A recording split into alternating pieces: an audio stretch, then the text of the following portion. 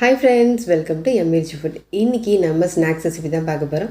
இந்த ரெய்னி சீசனுக்கு ஏற்ற மாதிரி ஒரு ஸ்நாக்ஸ் தான். ரொம்ப மொறு ரொம்ப கிறிஸ்பியாக இருக்க ஸ்நாக்ஸ் ரெசிபி தான் இது. பொதுவாக குழந்தைங்க வந்து டெய்லியும் ஒரு பாயில்டு பொட்டேட்டோ சாப்பிட்ணுன்னு சொல்லியிருக்காங்க. பட் எந்த குழந்தையும் பாயில்டு பொட்டேட்டோவில் சாப்பிட்றது கிடையாது. இந்த மாதிரி ரெசிப்பியில் நம்ம பாயில்டு பொட்டேட்டோ ஆட் பண்ணி கொடுக்குறதுனால ஸ்நாக்ஸுக்கும் ஆச்சு, பொட்டேட்டோ சாப்பிட்ட மாதிரியும் ஆயிடுச்சு. உங்கள் கிட்ஸு ஸ்கூல்லேருந்து வர்றதுக்குள்ளே இந்த ஸ்நாக்ஸ் ஈஸியாக பண்ணிடலாம். வாங்க வீடியோக்குள்ளே போகலாம். அதுக்கு முன்னாடி எங்கள் சேனல் நீங்கள் சப்ஸ்கிரைப் பண்ணிவிட்டு பாருங்கள். இந்த ரெசிபி பண்ணுறதுக்கு நான் 2 கப் அளவுக்கு தண்ணியை ஃபஸ்ட்டு பாயில் பண்ணிக்கலாம். 1 கப் ரவை எடுத்திருக்கேன், அதுக்கு 2 கப் தண்ணி ஆட் பண்ணிக்கிறேன். இது நல்லா கொதிக்கட்டும். கொதிக்கிறதுக்கு முன்னாடி 1/2 டீஸ்பூன் அளவுக்கு ஆயில், 1/2 டீஸ்பூன் அளவுக்கு உப்பு, 1 டீஸ்பூன் அளவுக்கு ஜீரகம், 1 டீஸ்பூன் அளவுக்கு சில்லி ஃப்ளேக்ஸ். சில்லி ஃப்ளேக்ஸ் 4 வரமிளகாவை பல்ஸில் அரைச்சிங்கன்னா அதான் சில்லி ஃப்ளேக்ஸ். இதில் ஆட் பண்ணிவிட்டு நல்ல கொதி வந்ததுக்கப்புறம் நம்ம ரவையை கொஞ்சம் கொஞ்சமாக ஆட் பண்ணலாம். அப்படியே போட்டுட்டிங்கன்னா கட்டியாயிடும். கொஞ்சமாக ஆட் பண்ணுங்கள். 1 கப் ரவைக்கு 2 கப் தண்ணியே போதுமானது. கொஞ்சமாக ரவை ஆட் பண்ணி கிண்டிக்கலாம். கட்டிகள் எதுவும் இருக்கக்கூடாது, அதனால் லோ ஃப்ளேமில் வச்சு நம்ம கிண்டிக்கலாம். ஸோ பார்த்தா தண்ணி பத்தாத மாதிரி இருக்கும், பட் இந்த தண்ணியே போதும். உங்களுக்கு எந்த ஸ்டேஜ் எடுக்கணுன்னா அந்த கடாயில் இந்த ரவை வந்து ஒட்டாமல் வரும். அந்த நேரத்தில் நம்ம அடுப்பை ஆஃப் பண்ணிடலாம். இப்போ பார்த்திங்கன்னா தெரியும், நல்லா வெந்துடுச்சு. அந்த பேன்லலாம் ஒட்டலை. கேஸ் ஆஃப் பண்ணிவிட்டு ஆற விடுவோம். இதுக்கிடையில் 4 உருளைக்கிழங்கை வேக வச்சு எடுத்திருக்கேன், மீடியம் சைஸ். உங்களுக்கு பெரிய உருளைக்கிழங்காக இருந்தால் 2 உருளைக்கிழங்கே போதும். இதை வந்து துருவி எடுத்துக்கலாம். அப்போ தான் ஒரே மாதிரி அளவாக இருக்கும். துருவி எடுத்தால் நம்ம கையில் பிசைஞ்சோம்னா கட்டியாக இருக்கும், அது நமக்கு வேண்டாம். துருவியே எடுத்துக்கோங்க. 4 உருளைக்கிழங்கும் இப்போ நம்ம துருவி எடுத்தாச்சு. இப்போ எல்லாத்தையும் மிக்ஸ் பண்ண போகிறோம். தனியாக ஒரு பவுலில் நம்ம ரவையை செஞ்சு வச்சுருக்கோம் இல்லையா, அந்த கலவையை ஃபஸ்ட்டு போட்டுட்டு அதுக்கப்புறம் உருளைக்கிழங்கு ஆட் பண்ணிவிட்டு இதுக்கு தேவைக்கு தக்கன சால்ட் ஆட் பண்ணிக்கலாம். உங்களுக்கு எவ்வளோக்கு சால்ட் வேணுமோ அதை ஆட் பண்ணிக்கோங்க.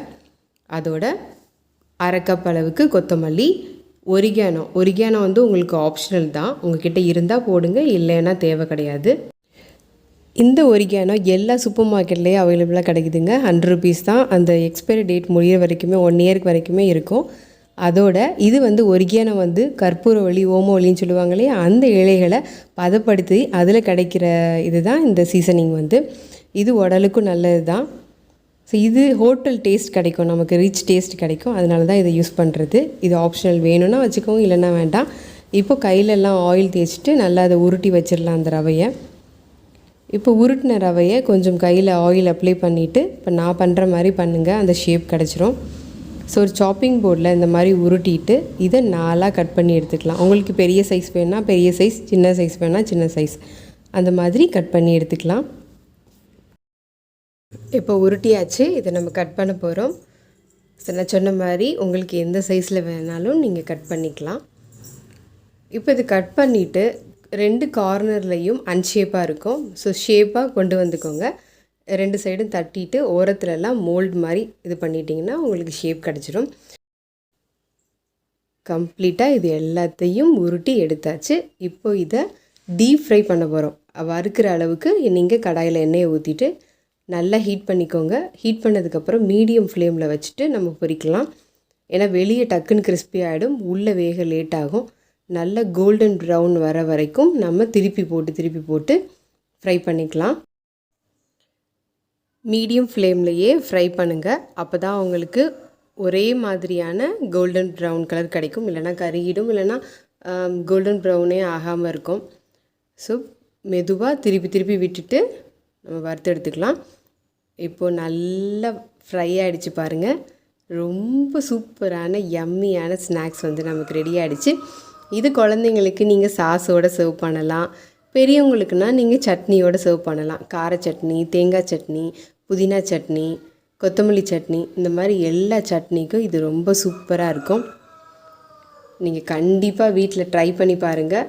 சட்டுன்னு பண்ணிடலாம் அந்த ஸ்நாக்ஸ். ஒரு வித்தின் 10 minutesல நீங்கள் பண்ணிடலாம். ஆக்சுவலி ரவை உப்புமா எவ்வளோ சீக்கிரம் பண்ணுவீங்களோ அதே அளவு தான் இந்த ஸ்நாக்ஸும் பண்ணிடலாம்.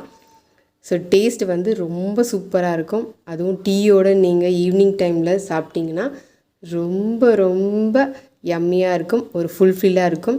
நீங்கள் கண்டிப்பாக ட்ரை பண்ணி பாருங்கள். நெக்ஸ்ட் வீடியோவில் பார்க்கலாம் இதே மாதிரி வேறு ஸ்நாக்ஸ் ரெசிபியோட.